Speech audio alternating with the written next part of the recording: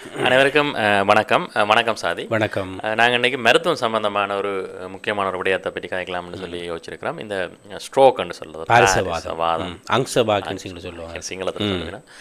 அப்போ உண்மையாக அந்த ஸ்ட்ரோக்குன்னு சொல்கிறது வந்து பார்த்திங்கன்னு சொன்னால் எங்களோட மூளையில் வந்து ரெண்டு பகுதி அந்த ரெண்டாக பிரிச்சிருக்குது.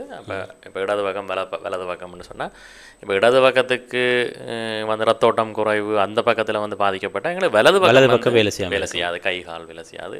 வலது பக்கம் வந்தால் இடது பக்கம் வேலை செய்யாது. அப்போ இது ஸ்ட்ரோக்குன்னு அடிப்படை. அப்போ இது இலங்கை சம்பந்தமான சில விஷயங்களை பார்த்தோம்னு சொன்னால், இலங்கையில் வந்து மிகவும் ஸ்ட்ரோக்குன்ற வீதம் வந்து மிகவும் கூடன்னு சொல்கிறாங்க. கவலை தரும் அளவுக்கு வந்து அது கூடன்னு சொல்கிறாங்களா? வேர்ல்டை விட எங்களில் கூடன்னு சொல்கிறாங்க. 10.4 per 1000க்குன்னு சொல்கிறாங்க. அப்போ வந்து இது ஒரு கூடின விஷயம்.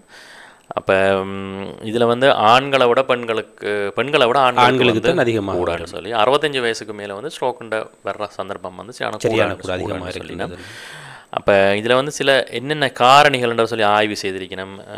அண்மையில் செய்த ஆய்வு உண்டு. இப்போ தான் அந்த வந்து ஹைப்பர் டென்ஷன், உயர் குருதிய முக்கம் இருக்கிற ஆக்களில் வந்து 62.5% ஆக்களுக்கு வந்து முதலாவது காரணம் நாங்கள் ப்ரெஷர். ரெண்டாவது ஸ்மோக்கிங்கை சொல்லினா 45% ஸ்மோக் பண்ணுறாங்க வந்து வருதுன்னு சொல்லி. எக்ஸஸ் ஆல்கஹால் வந்து குடி வகை வந்து பாய்க்கிறது 41.7 பேருக்கு வருது. டயபெட்டிஸ் வந்து இருக்கிற ஆக்களுக்கு வந்து 33.3 எல்லா நோயும் கோஸ் பண்ணும் வேறு சொல்லினா. மற்றது இந்த டிஏன்னு சொல்கிறது, முதல் ஒரு சின்ன ஸ்ட்ரோக் மாதிரி ஒன்று வந்திருந்தால் அப்படியே நாட்களில் வந்து 29% நாட்களில் வந்து அது வருதுன்னு சொல்லினோம். அப்போ இதில் வந்து இன்னொரு விஷயத்தையும் முதல்ல சொல்லியிருக்கிறாங்க வந்து இலங்கை வந்து இந்த இலங்கையின் ஹெல்த் கேர் சிஸ்டம், இலங்கையின் இந்த சுகாதாரத்துறை வந்து இந்த அதிகரித்து வர்ற ஸ்ட்ரோக்கை வந்து ஃபேஸ் பண்ணுற அளவுக்கு, எதிர்கொள்கிற அளவுக்கு வந்து கெப்பாசிட்டி போதாது. என்னென்னு சொன்னால் எங்களுக்கு அதை விட கன பிரச்சனை இருக்குது, தொற்று நோய்கள் தொட்டானோகள் எல்லாம் நிறைய இருக்குது. அப்போ அதில் வந்து சொல்கிறாங்க the Sri Lanka has one of the highest age standardized stroke mortality rates in the world. The country's healthcare system are not well equipped to meet the challenge of stroke and the burden is expected to increase. இன்னும் வேற கூடிக்கொண்டு போகுது. அதுக்கு அப்போ இப்போ சில national hospital சில இடங்களில் stroke யூனிட்னு சொல்லி வந்து தனியான யூனிட் வந்திருக்கு. வந்திருந்தாலுமே அதுக்குரிய ஃபெசிலிட்டிஸ், அதுக்குரிய டாக்டர்ஸ் அதுகள் வந்து சரியாக ஆளணி மற்றும் பௌதிக வளங்கள் குறைவு இல்லை. அப்போ இதில் வந்து டைப்ஸ் பார்த்தோம்னு சொன்னால் ஸ்ட்ரோக், அதாவது பாரிசவாதத்தின் வகை ஒன்று வந்து சிம்மில் விளங்கப்படுத்துகிற மாதிரின்னு சொன்னால் ரத்தம் கட்டி வர்றது அல்லது ரத்தம் குருதி வெளியேறது, உடையிறது. அப்போ இதில் வந்து கூடுதலான வகை வந்து ரத்தம் கட்டியாகிறது, 87% சொல்லினோம். அப்போ இதில் வந்து அந்த ரத்தம் மூளைக்கு போகிற ரத்த குழாயில் வந்து கட்டி போட்டோன்னா அது கொடுக்குற அந்த பகுதிக்கு வந்து ரத்தம் கிடைக்காதால இந்த மாரடைப்பு மாதிரி அது வந்து ரக்கம். ஹிமோராஜிக் ஸ்ட்ரோக், அதாவது வந்து ரத்த கசிவு ஏற்படுறது வந்து 13 ரகம் 20% சொல்கிறாங்க. குறைவானது ஒப்பற்று இதில் ரத்த குழாய் வெடிக்கிறது, ப்ரெஷர் கூடியோ அப்போ வெடித்தா அந்த பகுதிக்கு வந்து அதுலேயும் வேறு வகைகள் இருக்குது. இன்ட்ரா செரிப்ரல் ஹிமரேஜ் ஐசிஹெச்சும், சப்பாரக்னோட் ஹிமரேஜ் எஸ்சிஹெச், அதில் சில வகைகள் இருக்குது. இதோட மூன்றாவது வகைன்னு சொல்லினா டிஏன்னு சொல்கிறது, டிரான்சியன்ட் இஸ்கீமிக் அட்டாக். அதாவது வந்து அது என்ன வழங்கப்படுத்தலாம்னு சொன்னால் இப்போ வந்துட்டு போயிடும், காட்டிட்டு போகிற மாதிரி. ஒரு ஆளுக்கு திடீரென்று கைகாலை எல்லாமே இருக்கும், கொஞ்ச நேரம் சரியா, நாளைக்கு சரியாயிரும், 2 நாள் சரி. ஆனால் இவங்களுக்கு திருப்பி அடுத்தது வாரத்துக்குரிய சாத்தியக்கூறு அதிகமாக இருக்குது. அதான் முக்கியம், அது ஒரு முக்கியமான அறிகுறின்னு சொல்கிறாங்க. அப்போ ஸ்ட்ரோக்குன்னு அறிகுறிகள்னு பார்த்தோம்னா ஏற்கனவே நாங்கள் அழைச்சது, ஒரு பக்கம் இல்லாமல் போகிறது, அப்படி இல்லை விழுங்க இல்லாமல் போகிறது, வாய் ஒரு பக்கம் கோணி போகிறது, கண் ஒரு பக்கம் வலுப்பட்டுறது, இப்படியான விடயங்கள் இதுக்கு வந்திருக்கும். நீங்கள் உங்களோட குடும்பத்தில் நண்பர்களுக்கு நீங்கள் பார்த்துருப்பீங்க. அப்படி இருக்கே. அடுத்தது வந்து இந்த ரிஸ்க் ஃபேக்டர்ஸ், அபாய காரணிகள், அதாவது ஏன் ஸ்ட்ரோக் வருது, ஏன் ஸ்ட்ரோக் வருது, இன்னென்னருக்கு வரும் என்று சொல்லி பிரிக்கல. அவங்க சொல்கிறாங்க சிலது மாற்றக்கூடியது, சிலது மாற்ற முடியாது. இப்போ மாற்றக்கூடிய காரணிகளில் வந்து எங்கள் எல்லாருக்குமே தெரியும், உயர் குருதிய முக்கம் குறைக்கிறது. உங்களுக்கு தெரியும் என்ன, ப்ரெஷர் கிளினிக் இருக்கும், டாக்டரை பேசுவார்னதுக்காக கிளினிக்கு போகிறது, அந்த மருந்தை மட்டும் எடுத்துக்கொள்ள அவங்களுக்கு தொடர்ந்து மருந்து எடுக்கலாது, நாங்கள் எடுக்கிறோம், ஏதோ சமாளித்து கொண்டு போகிறோம்ன்ற மாதிரி இருக்கிறது ஒரு பிள்ளையான விஷயம். மற்றவர்கள் ஒழுங்கு இல்லாமல் கிளினிக் போவினோம், எப்போ பார்த்தாலும் குளிசி ஒழுங்காக எடுக்க மாட்டோம், அவன் ப்ரெஷரை கூப்பிட்டு செக் பண்ணி பார்த்தா கூடி குறைஞ்சோன்னு இருக்கும், 190 அப்படின்னு இருக்கு, 90 இருக்கும். அப்போ இவைக்கு வந்து அன்கண்ட்ரோல்ட் ஹைப்பர் டென்ஷன். ரெண்டாவது அதே மாதிரி அன்கண்ட்ரோல்ட் டயபெட்டிஸ், அதாவது நீரிழிவு நோய். எப்போ பார்த்தாலும் நாங்கள் முதல்ல காய்ச்சி எப்போ பார்த்தாலும் 240 264 இருக்கிற வருது எல்லாம் ஒரு பாரதூர மனோடைய கிளினிக் போகிற இல்லை ஒழுங்கா உணவு கட்டுப்பாடு இல்லை. அப்போ அது வந்து ஸ்ட்ரோக்குக்கு வழிவகுக்கும். அதை விடவும் கொலஸ்ட்ரால் வந்து கண்டுபிடிக்கப்பட்டால் அதுக்கு மருந்தெடுத்தால் வந்து அது வந்து அதை ஒழுங்காக கடைப்பிடிக்கணும். உணவு கட்டுப்பாட்டோட கொலஸ்ட்ராலை கட்டுப்படுத்தலாம். மற்றது ஒபிசிட்டி அண்ட் செரண்டரி லைஃப் ஸ்டைலை சொல்கிறாங்களா. ஒபிசிட்டின்னு சொன்னால் உங்களுக்கு துணிவு சுட்டன் கூடினாக்களும். மற்றது இந்த செரண்டரி லைஃப் சொல்கிறது உடல் வேலை செய்கிறது இல்லை, உடற்பயிற்சியின்மை அப்படி சொல்லலாம். மற்றது ஆல்கஹால், எக்ஸசிவ் ஆல்கோஹால்னு சொல்கிறாங்க. நிறைய குடிக்கிறாங்களுக்கு வந்து ஸ்ட்ரோக் வந்திருக்கு. எங்களுக்கு தெரிஞ்சாக்களுக்கு அனைவருக்கு அப்படி வந்து வந்திருக்கு. ஸ்மோக் பண்ணுறாங்களுக்கு வந்து நிறைய ஸ்மோக் பண்ணுறாங்களுக்கு வந்து ஹார்ட் அட்டாக் வருது, ஸ்ட்ரோக்கும் வந்து வருது. மற்ற வந்து திருத்த இயலாத சில விஷயங்கள்னு சொல்கிறாங்க. நான் மோடிஃபையபிள். ஒரு ஆணாக இருக்கிறது, ஆணை மாற்ற இயலாது, வயசு 65 வயசுக்கு மாற்ற இயலாது, மேலே பரம்பரையாக இருக்குது மாற்ற இயலாது.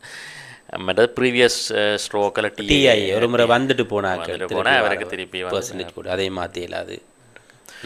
அப்போ இதை கண்டுபிடிக்கிற வசதிகள் வந்து இப்போ நல்லா இம்ப்ரூவ் ஆகிட்டுது. இப்போ பேஸ் ஹாஸ்பிட்டல் வரங்காட்டியும் அதுக்குரிய பரிசோதனைகள் வந்திருக்குது. நாங்கள் பார்க்குறது வந்து இந்த சிடி ஸ்கேனு சொல்கிறது, எம்ஆர்ஐ ஸ்கேனு சொல்கிறது. முதல் வந்து டீச்சிங் ஹாஸ்பிட்டலில் மட்டும் இருந்தது. இப்போ வந்து பேஸ் ஹாஸ்பிட்டல் ஆதார வைத்தியசாலைகளுக்கு வந்திருக்குது. ஒரு நல்ல விடயமாக தான் நாங்கள் இதை பார்க்குறோம். இப்போ அதை உடனே டயக்னோஸ் பண்ணது, உடனே அதை கண்டுபிடிக்கிறதுக்கு எங்களுக்கு சிடி ஸ்கேன் தான் ஒரு பெரிய அளவில் உதவி செய்யுது. அப்போ அதில் வந்து அப்போ இதில் ஒரு விஷயத்த சொல்லி நம்ம வந்து உண்மையாக இந்த இல்லை அதில் உண்மையிலே அந்த சிடி ஸ்கேன் எம்ஆர்ஐ உடனே பார்க்குறது ரத்த கட்டியால் வந்தது, ரத்த கசிவால் வந்ததா, எந்த அளவு வந்திருக்குது, இதை வச்சுக்கொண்டு ட்ரீட்மெண்ட்டுக்கு போகிறோம் எந்த இடத்துல இருக்குன்னு சொல்லி. அப்போ இதில் வந்து ஒரு முக்கியமான விஷயத்தை இப்போ சொல்லி நம்ம என்னென்னு சொன்னால், இப்படியான ஸ்ட்ரோக்குக்குரிய அதாவது பாரிசவாதத்துக்குரிய அறிகுறிகள் தென்பட்டால் எவ்வளோ விரைவாக நாங்கள் வைத்தியசாலை செல்ல முடியுமோ அவ்வளோ வைத்தியசாலை போகணும். விண்டோ டைம்னு சொல்கிறோம். ஓஹோ, ஏன்னு சொன்னால் சிகிச்சை முறைகள் இப்போ மாறிட்டுது. இப்போ 10 வருஷத்துக்கு முதல் வந்து பாரிசவாதம் வந்தால் ஆறுதலாக ஸ்கேன் எடுக்கிறது, ஸ்கேனுக்கு அனுப்பி இன்னொரு ஆஸ்பத்திரிக்கு அனுப்பி எடுக்கவே கிட்டத்தட்ட ஒரு நாள் செல்லும். அதுக்கு பிறகு அவருக்கு சில மருந்துகளை கொடுத்து வீட்டை விடுறது, அவருக்கு அது பெருசாக முன்னேறாது, 1 வருஷம் செல்லும். சரி, அப்படியே அவன் வாழ்க்கையை முடிப்பினேன். இப்போ அப்படி இல்லை. இப்போ வந்து இஸ்கீமிக் ஸ்ட்ரோக்குக்கு வந்து த்ரோம்போலைசிஸ் டிபிஏன்னு சொல்கிற பிளாஸ்மினோஜன் ஆக்டிவேட்டர்ன்ற ஒரு மருந்து இருக்குது. அதை வந்து குடிக்கணும். இப்போ எங்களோட போதனா வைத்தியசாலையிலே யாழ்ப்பாணத்திலே குடிக்கணும். ஆனால் குறிப்பிட்ட நேரத்துக்கு போகணும். இருந்து ஓடு 4 நாளைக்கு பிறகு போய் அதை செய்யலாம். அந்த அப்போ தான் என்ன செய்ய முடியாது, அது ஒரு கட்டி ஒன்று வந்துருந்தா கரைக்கிறதுக்கு மருந்து சிம்பிளாக கரைக்குது. மற்றது வந்து இந்த த்ரோம்பெக்டமின்னு சொல்லி ஆப்ரேஷன் மூலம் அதை கட்டி அடிக்கணும். அதுக்கு பிறகு கிளினிக்கில் மருந்துகள், ஃபிசியோதெரப்பி, உடற்பயிற்சி அதெல்லாம் சொல்லி கொடுத்து அவர் வந்து சொல்லி நம்ம இப்போ கணவர் வந்து பழைய வாழ்க்கைக்கு வர்றதுக்கே நிறைய பேர் அப்படி சந்தர்ப்பம் இருந்திருக்கு. நிறைய தன்னை சைக்கிள் ஓடினம், தன்னை வாழ்க்கையை பழைய அது பெரிய விஷயம். உண்மையிலே இந்த இதில் ஒரு பிள்ளையான கான்செப்ட் ஒன்று இருக்குது. இப்போ எங்கள்கிட்ட நாட்டு மக்கள் உண்மையிலே பழகி இருக்கிறது வந்து அந்த மருந்தினூடாக ஸ்ட்ரோக் வந்துட்டுது, நாளும் பட்டுட்டுது. இப்போ இவர்களுக்கு உடனடியாக ட்ரீட்மெண்ட் செய்ய முடியலாம் போயிட்டுனா இவங்க திருப்பி வரணும்னு தான் செய்ய வேண்டியது ஃபிசியோதெரபி. இதை விட்டுட்டு என்ன செய்வாங்கன்னு சொன்னால் அந்த மருந்து மீண்டும் ஒரு முறை வராமல் இருக்கிறதுக்கு ஹாஸ்பிட்டலில் மருந்து கொடுப்பாங்க. இந்த ஸ்ப்ரெயின், குளாபிடோக்ராம், எட்டோபாஸ்டன், இந்த மருந்துகள் வந்து மீண்டும் ஒரு முறை இது வராமல் இருக்கிறதுக்கு கொடுக்குற மருந்துகள் இவங்க பிள்ளையாக விளங்கி கொண்டு இருக்கிறாங்க. இந்த ஸ்ட்ரோக் சரி வந்துடும், ஆகவே இவங்க அந்த மருந்து எடுத்துக்கொண்டு சும்மா இருந்துருவாங்க, ஒரு நாளும் சரி வராது. ஆனால் உண்மையிலே வைத்தியர்கள் என்ன செய்வாங்கன்னா ஃபிசியோதெரபி எழுதி கொடுப்பாங்க. அதான் நீங்கள் சொல்லப்படுது அந்த ஆளணி பற்றாக்குறை, அடுத்தது பௌதிக வளங்கள் குறைவினால இந்த ரீஹபிலிட்டேஷன் என்று சொல்கிற விடயங்கள் இங்கே இன்னும் வளர்ச்சி அடையவில்லை. ஒரு வெளிநாட்டில்னு சொன்னால் ஒரு ஐரோப்பிய நாடுகளில் வந்து ஒரு ஸ்ட்ரோக் வந்தால் அவர்களுக்குரிய இந்த ரீஹபிலிட்டேஷன் கவனிப்பொண்டு இருக்கும். அந்த விடயங்கள் இன்னும் வளர வேண்டும். மற்ற இதில் வந்து இந்த ஹிமரஜிக் ஸ்ட்ரோக்குன்னு சொல்கிறாங்க, ரத்த கசிவு ஏற்பட்ட ஸ்ட்ரோக்குன்னு சொன்னால் நீங்கள் உடனடியாக வைத்தியசாலைக்கு போனால், உதாரணத்துக்கு போதனா வைத்தியசாலைன்னு எடுத்தீங்கன்னு சொன்னால் அங்கே வந்து சர்ஜிக்கல் இன்டர்வென்ஷன், அதாவது அந்த ஓட்டை போட்டு அதை உறிஞ்சி எடுக்கிறது ஆப்ரேஷன் வந்து செய்யணும். அதாவது நியூரோ சர்ஜரி, அதாவது நரம்பியல் சத்திர சிகிச்சை வந்து மிகவும் நல்லா நடந்துகிட்டு ஒரு நிறுவனம் தான் இந்த யாழ்ப்பாண வைத்தியசாலை. உங்களுக்கு அது வந்து இரவு பகல் வராமல் அங்கே வேலை செய்கிற ஒரு இடம் உண்டு. அப்போ நீங்கள் யாழ்ப்பாண வைத்தியசாலையில் வந்து இதுக்குரிய சிகிச்சை முறைகள், சகல சிகிச்சை முறைகளும் வந்து அங்கே நடைபெறுது. அது ஒரு பெரிய விஷயம், பாராட்டப்பட வேண்டிய விஷயம். இந்த டிஐஏ வந்தால் இப்போ அதாவது டிரான்சின் இஸ்கிமிக் அட்டாக் ஸ்ட்ரோக் மாதிரி வந்துட்டு எடுபட்டால் அவர்களுக்கு லைஃப் ஸ்டைல் மாடிஃபிகேஷன், அதாவது வந்து ஸ்மோக் பண்ணால் விட சொல்லுவினோம், ஆல்கோஹால் எடுத்தால் விட சொல்லுவினோம், விட்டு டயபெட்டிக் கண்ட்ரோல், ப்ரெஷர் கண்ட்ரோல் எல்லாம் செய்தோண்டு இருந்தோன்று கோணம். அல்லாட்டி அவருக்கு என்ன செய்யும்னு சொன்னால் டிஐஏ வந்த ஒரு ஆளுக்கு வந்து ஸ்ட்ரோக் வந்து திரும்பி வாரத்துக்குரிய சரியான அதிகம் சந்தர்ப்பம் இருக்குது. அப்போ இதில் ப்ரிவென்ஷன் தடுக்கிறதுன்னு சொன்னால் திருப்பியும் நாங்கள் அங்கே சொல்ல போகிறோம். டயபெட்டியை கண்ட்ரோல் பண்ணுங்க, ப்ரெஷரை கண்ட்ரோல் பண்ணுங்க, உடற்பயிற்சி செய்யுங்க, உடற்திணிவு சுட்டனை குறையுங்க, ஸ்மோக்கிங்கை நிப்பாட்டுங்க, ஆல்கஹாலை நல்லா குறையுங்கன்னு சொல்லுவோம். ஆரோக்கியமான உணவுகளை சாப்பிட சொல்லியும் ஒன்று சொல்லினோம். மற்ற வந்து இதில் வந்து டேக் ஹோம் மெசேஜ்னு சொல்லுவாங்க, அதாவது வந்து கட்டாயம் எல்லாருமே ஞாபகம் வச்சிருக்க வேண்டிய ஒரே ஒரு விஷயம், இப்போ நீங்கள் எவ்வளவு கெரியாக வைத்தியசாலைக்கு போகிறீங்களோ நீங்கள் அவ்வளவுத்துக்கு வந்து உங்களோட இறப்பையும் டிசேபிலிட்டி, அதாவது வந்து வேலை செய்ய இயலாம வர்றதையும் வந்து தடுக்கலாம். சில நேரம் நார்மலான ஒரு ஆளாக வெளியில் வர்றதுக்கான சந்தர்ப்பம் இருக்குது. இப்போ இதுக்குள்ள சில மாற்று கருத்துக்கள் இருக்குது. வந்து இப்போ ஸ்ட்ரோக் வந்து பெரிய அளவில் வந்துட்டுதுன்னு சொன்னால், இப்போ ரத்த பெருக்கு பெரிய அளவில் வந்துட்டுன்னு சொன்னால் உடனே இறக்குற சந்தர்ப்பம் இருக்குது. அப்போ அது வந்து அதை வந்து அங்கே சிடி ஸ்கேனுக்கு அப்புறம் டாக்டர்ஸே சொல்லுவினோம் இது வந்து எங்களுக்கு ஆப்ரேஷன் செய்கிற நிலைமைக்கும் இல்லை தாண்டிட்டு. மேடம் இந்த எங்களோட மூளி முன்னான் பகுதிகளில் வந்து குருதிப்பெருக்கு ஏற்பட்டு அதுவும் வந்து ப்ராக்னோசிஸ் வந்து அது சுவாசத்தையும் இறுதிய துடிப்பையும் பாதிக்கிறபடியாக சில நேரத்தில் நாங்கள் நினைக்கிற அளவுக்கு அவர்கள் வந்து எழும்பி வர்ற சந்தர்ப்பம் குறைவு. அதே இன்னொரு இடத்துல நாங்கள் சொல்லுவோம் ஸ்ட்ரோக் வந்ததுக்கு பிறகு உங்களுக்கு ஒரு பக்கம் இயலாமல் போய்த்திருந்தால், அதாவது ஓவர் நைட்டில் திருப்பி கொண்டு வரதுக்குரிய மருந்துகள் இதுவரை கண்டுபிடிக்கப்படும் உலகத்தில் எங்கேயும் இல்லை. அவை செய்ய வேண்டிய ஒரே வேலை ரீஹேபிலிட்டேஷன், ஃபிசியோதெரப்பின்னு சொல்லிட்டு எக்ஸசைஸ். அந்த எக்ஸசைஸை வந்து முறையாக செய்யணும். என்ன செய்ய 2 நாள் போய்த்து போட்டு அங்கே போகிறதுக்கு வரதுக்கு இல்லாமல் விட்டு போட்டுறது. முறையாக செஞ்சால் கிட்டத்தட்ட 90% பழைய நிலைமைக்கு வரலாம்னு சொல்லி போட்டு அதுக்குரிய தத்துவத்தை நாங்கள் விளங்கப்படுத்துவோம். என்ன மாதிரின்னு சொன்னால், இப்போ மூளையில் வந்து பெரும்பாலான பகுதி பாதிக்கப்படாமல் தான் இருக்குது. அப்போ நாங்கள் பாவித்த பகுதியில் வந்து பாதிப்பு வந்து ரத்த ஓட்டம் குறையக்க வந்து இது. அப்போ நாங்கள் எங்களை கைகால அசைச்சு தொடர்ந்து உடற்பயிற்சி செய்யக்க வந்து புது பகுதிகள் வந்து அதை டேக் ஓவர், அதாவது நாங்கள் ஏமாத்தேக்கோ அதை மூளை என்ன செய்யுது, அதை எடுக்குது, தான் அதை செய்ய வலிக்கிடுது. அப்போ செய்ய வலிக்கிடைக்க வந்து அவருக்கு பழையபடி கைகள் கால்கள் எல்லாம் இயங்குற சந்தர்ப்பம் இருக்குது. தொடர்ந்து உடற்பயிற்சி செய்து அதாவது மூளையை மெட்ட பகுதி. அதாவது நாங்கள் ஒரு கையை உயர்த்தணும் என்றால் நாங்கள் நினைச்சு அது மூளையிலேருந்து மெசேஜ் வந்தால் தான் கை உயர்த்தப்படும். இவருக்கு அந்த உயர்த்தப்படுகின்ற அந்த மெசேஜ் போகிற மூளை பாதிக்கப்பட்டது.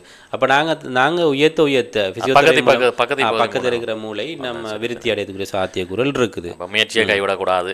அதான் உண்மை. முயற்சியை கைவிட தொடர்ச்சியான பிசியோதெரபியின் மூலம் பூரணமாக குணமடைந்த கணக்கு பேரை நாங்கள் பார்த்துருக்குறோம். இதே விட எங்களை பார்த்துருக்கோம். நாங்கள் ஹாஸ்பிட்டலுக்கு போனோம், எங்களுக்கு சரி வரையில் நாங்கள் ஆயுர்வேதத்துக்கு போனோம், அல்லது யாரும் மசாஜ் செய்கிற டாக்டர்கிட்ட போனோம், தனியார் துறையில் போனோம், அங்கே சரி வந்திருக்கு நாட்கள் சொல்கிறத பார்த்துருக்கோம். அது ஒன்றும் இல்லை, அங்கே நடக்கப்படுறது வந்து பிசியோதெரபி தான் மறைமுகமாக. ஓகே, அவ்வளோதான் இந்த விடயங்களை. இப்போ இதில் வந்து எளியாக வந்து மக்கள் இதில் வைத்தியசாலை போகிற மூலம் தங்களை காப்பாற்றிக் கொள்ளாமன்ற தகவலை சொல்லிக் கொண்டு விடைபெறுகிறோம். நன்றி, நன்றி, வணக்கம்.